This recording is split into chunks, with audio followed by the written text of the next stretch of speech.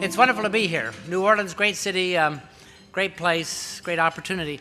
You know, I don't know why you'd invite anyone who looks like Orville Redenbacher to come anyway to be here. I tell a very funny story about, this is a true story. Well, most of my stories are true, embellish them once in a while, but I was in the O'Hare Airport not long ago, and I was running through the airport trying to catch a flight, and this woman grabs hold of me and she says, "Oh," she said, "I'd love to have your autograph." And I said, "Well, how cool is this?" And so I wrote my name, E. Gordon Gee, and she said, "Gordon Gee, who in hell's sake are you? I thought you were Lou Holtz." So anyway, you're too young to remember who he was. So anyway, Kurt, thank you very much for the invitation.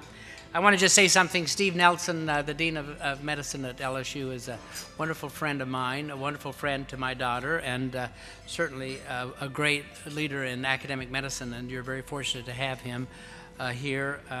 And I know what great work he's doing at the medical school and what they are building there. Obviously, I'm very proud of my son-in-law who is here and my daughter who knows a little something about health. But the most important thing is that they've given us 5 wonderful grandchildren who all are at Newman right now. That's the reason I'm here, to help write the check. But anyway, it's great to be in a town that has taken such great care of my family. You know, I've been, as you've heard, I've been president of a number of institutions. Can you imagine being in a place that has 33,000 students? So this is my second time at West Virginia. I was president of West Virginia from 80 to 85, and then I'm actually an accidental president there this time because I kept trying to retire, and they asked me to come back for 2 months to run it for just a few months while they were hunting for a president, and I nominated myself, and I've been there 4 years, so there I am. But and I was president of Ohio State twice too. The University of Colorado is my next calling again, I guess. But I always tell everyone that it's great fun being a university president because you never know what's going to happen. It's kind of like catching a javelin. If you just don't know kind of where it's coming from. So I thought I'd just share a couple of things with you very quickly. So this one happened this week. Thank you. This came in. You get all these emails and everything, and this one I just loved. It says, this one came from George from Wheeling, West Virginia. He said, "Dear Dr. Gee, thank you very much for the flowers you sent on the occasion of my business expansion. As a West Virginia University alumnus, I appreciate the thought. However, I must tell you that the card accompanying the flowers said, 'Rest in peace.' There must have been some mistake, and I wanted to bring it to your attention." Well, you can imagine the crack staff immediately goes hysterical, and so finally, having to respond, I sent back a note later that day. "Dear George, oh my, that means that somewhere there's a funeral taking place today with flowers and a note saying congratulations on your new location." So there you go. See, this is actually a thank you note from a student who I know that was funny, wasn't it? Thank you. Kurt's already given my speech, so I'm just going to tell jokes. But anyway, so you're out recruiting students, and so I was giving this speech. In Charleston, West Virginia, and I said, "We're going to move our university from excellence to eminence," and I started talking about that. And then I received this note about 3 weeks later from Brad. It says, "Dear President Gee, I'm a senior in high school, and I'm trying to decide between Penn State and West Virginia University for college. Now I know. When I heard you speak recently, I was very impressed with your message about moving West Virginia University from excellence to impotence." He's doing very well at Penn State. So, and then this is a letter. Now this is one that I've just laughed at so many times. Got this one about 2 weeks ago. "Dear Dr. Gee, I had one." This is a mother from Scotland who sent me an email. We have students from 110 countries and speak 100 different languages, including Scottish. And she wrote me, she said, "President Gee, my son Donald is having a hard time adjusting to his living situation. He complains that his dorm mates are such terrible, noisy people. On one side, a guy keeps banging his head on the wall and does not stop. And on the other side, he hears screaming all throughout the night. So I asked my son how he dealt with all his noisy neighbors. He said, 'I do nothing. I just ignore them and go back playing my bagpipes.'" Yeah, very funny. I like that one. And then this one is the one that I really love, and then I'm going to get on to my business. So you can imagine with all these students. So I got this one last spring. Dear Dr. Gee, I'm planning a spring break trip with my best friend from the University of Cincinnati. And we have enlisted 6 female cheerleaders to join us for a whole week in sunny Miami. But when we went to book flights, you can imagine my disappointment to find out that our colleges have conflicting spring break schedules. I'm writing to ask if you could push West Virginia University spring break back a week. You are the only one with the power to help make a 19-year-old man's dream come true. Of a half dozen girls in a remote beach house 1,200 miles away. But this is the line I loved. He said, of course, if you help out, you're more than welcome to join us. I had a heck of a good time in Miami. I want you to know that. So some of you, knowing me by reputation, know that I've always been opposed to a college football playoff. I served as the chairman of the SEC when I was Vanderbilt in the Big Ten, but now I'm the chairman of the Big 12, and I gave a speech the other day in which I indicated that even though we do have this playoff system, I'm still opposed to it. I'm obviously way out of step here, but that immediately generated all these notes. One of them just said, as per your opposition to a college football playoff, you need to have your head examined by a proctologist. I received a letter from a fan from Brooklyn, New York, who sent me the following missive. Ray, West Virginia University Athletics and College Football Playoff. Dear Dr. Gee, you idiot. The next email was equally direct. May the spray of a million polecats descend upon your office and linger there for eternity. I thought that one was great. But this is the one I really loved. Then I'm going to get onto it. You're much more fun. For doing your part in ruining college football for legions of fans, you suck. That one came in about 9:35. So I'm on my computer, so I responded about 9:40. I said, Dear Brian, this is from Brian, I've just received this email supposedly from you. Someone must have your email account, which you should check. And then, at about 5 minutes later, I got this email back. It says, Dear President Gee, I had no idea you actually read your emails. Please do not withhold my diploma. Well, what can I say? One of my own students. There you go. Well, anyway, I'm here to talk about the impact that strong academic medical centers. I know your eyes are going to glaze over and say, oh, no. Medical centers can make on the economy of a region and the very lives of its people. And I believe this profoundly. I have led many universities, as you know, and have seen what academic medical centers accomplish in a variety of settings, from Colorado to Tennessee to Ohio. Today, I'm going to spend some of my time, I'm going to try to be pretty short with this, talking about my experience since returning to West Virginia University, and how that, of course, translates into New Orleans and to Louisiana. Although Louisiana and West Virginia are as different from jambalaya and pepperoni rolls, which, believe it or not, is West Virginia's most famous culinary delight. They share many public health challenges. I know this because I have an in with my daughter here. Higher than average poverty rates and high rates of cancer and heart disease and drug overdose and other threats plague both of our states. That means when any new health ranking makes news, West Virginians and Louisianans can wave at each other from neighboring slots near the bottom of the list.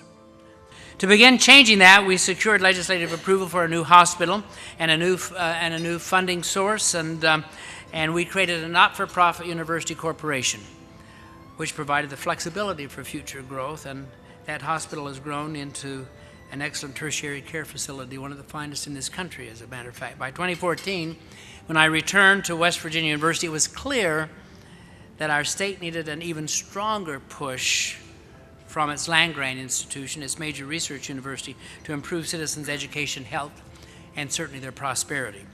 Of those 3 pillars upholding a thriving society, health is the tent pole. Health bears the biggest load. You cannot have a great education system, you cannot have prosperity if you do not have healthy people. It's that simple. We know that to move West Virginia forward, we must address quality of life deficits that limit our ability to attract employers and the best and brightest talent.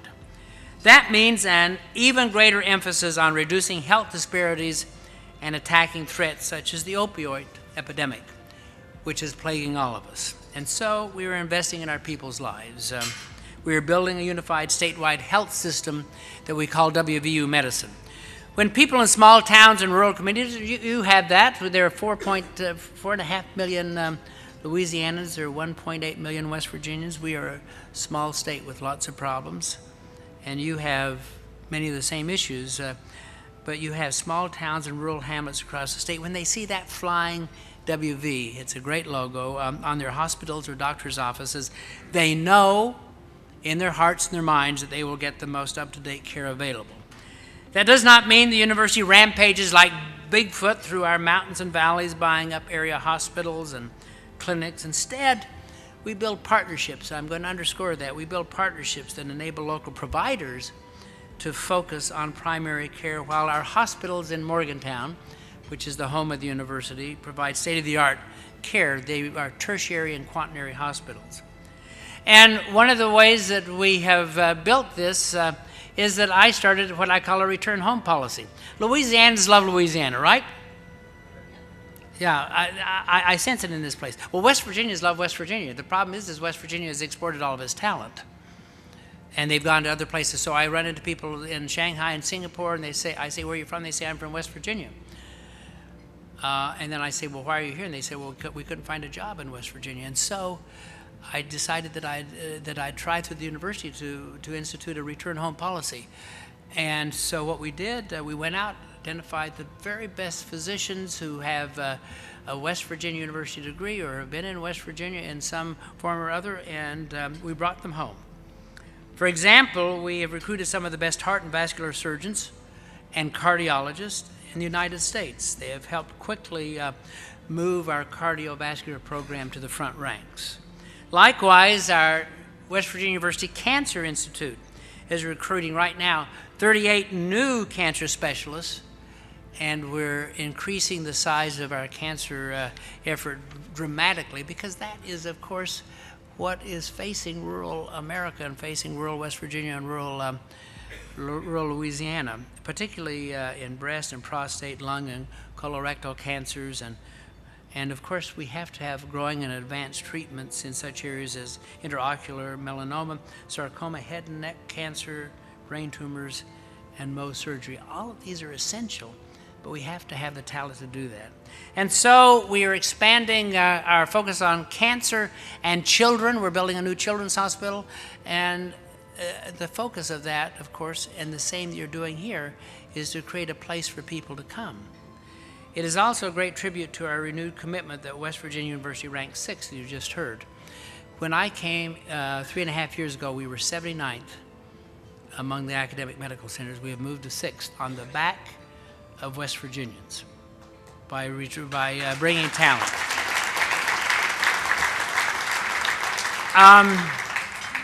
With so much construction and hiring going on, so let's just think about this. So you build this medical center, you bring these people home, and with so much construction and hiring going on, you can imagine how our investment has also injected health into the local and state economy. The university and its medical center, and we just heard this, is the single largest employer in the state of West Virginia.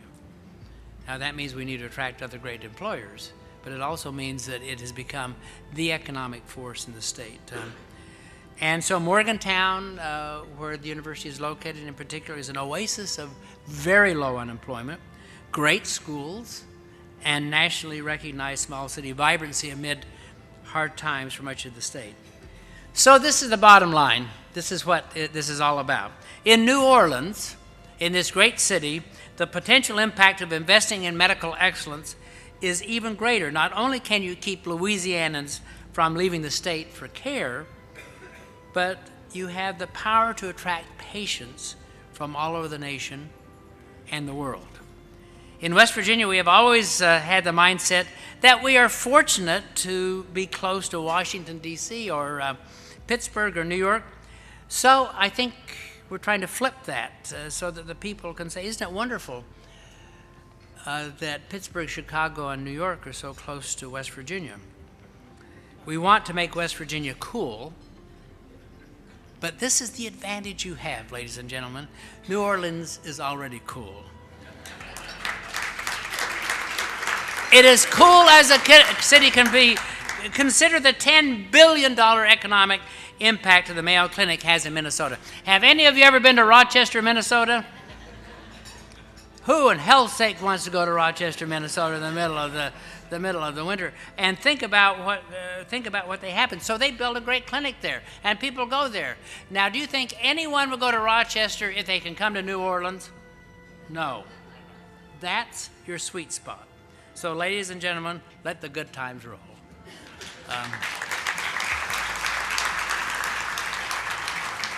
Reaping the full benefit of University Medical Center depends on, first, quashing the notion of regional institutional competition. Partnership, partnership, partnership. Let me just say this. We can no longer do anything alone. You've got two great institutions here. You've got Tulane, the dean is here. You've got LSU, the dean is here. That notion of partnerships, competition kills. Competition creates mediocrity. Get rid of it. And as only half the people applauded there. So as I often say in my own job to West Virginians, we must grow the pie, not fight over the size of the pieces. In West Virginia, we used to jostle with Marshall University, a small institution, irrelevant. No, just kidding you. And the medical school for our state's limited resources. Now, we just simply have declared détente, and we work very closely together. Our relationship with Marshall and the osteopathy school in our state and other partners in health education is absolutely critical. And so we have invested tremendous amounts of money in growing our research and our constructive reliance, working very closely together.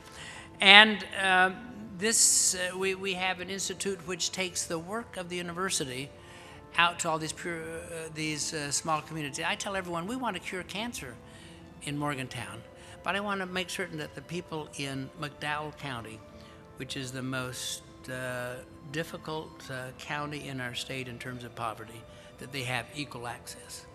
That has to be the role of a great university and a great academic medical center.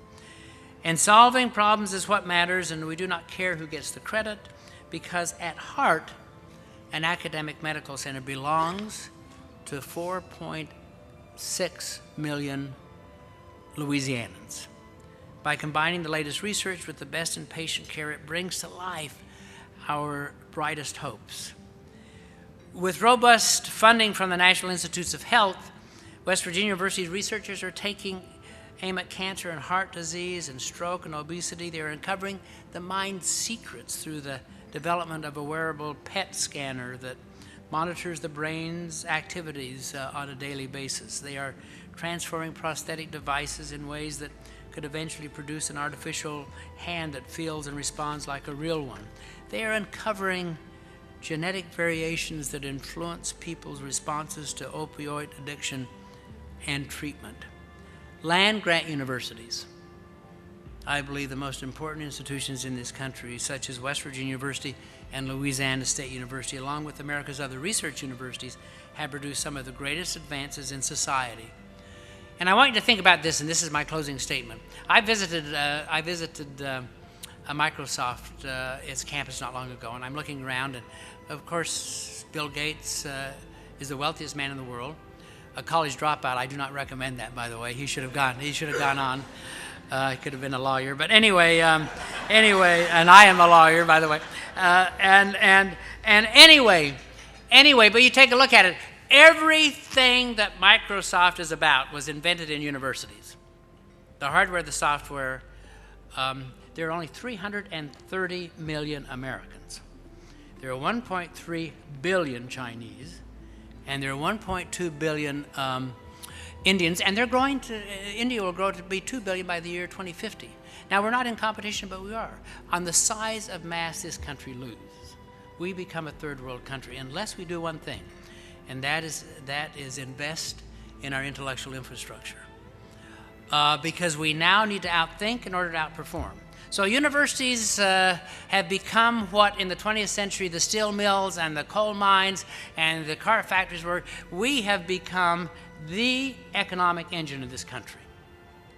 And so that investment in your universities and your colleges and that investment in that great academic medical center is going to pay huge dividends. So ladies and gentlemen, our Scientists will one day cure cancer, I believe that. They'll reverse Alzheimer's, and I'm hopeful soon. And eliminate other threats to our well-being. Research creates ideas. In today's knowledge-based economy, ideas create jobs, and then ideas save lives. So this I do know.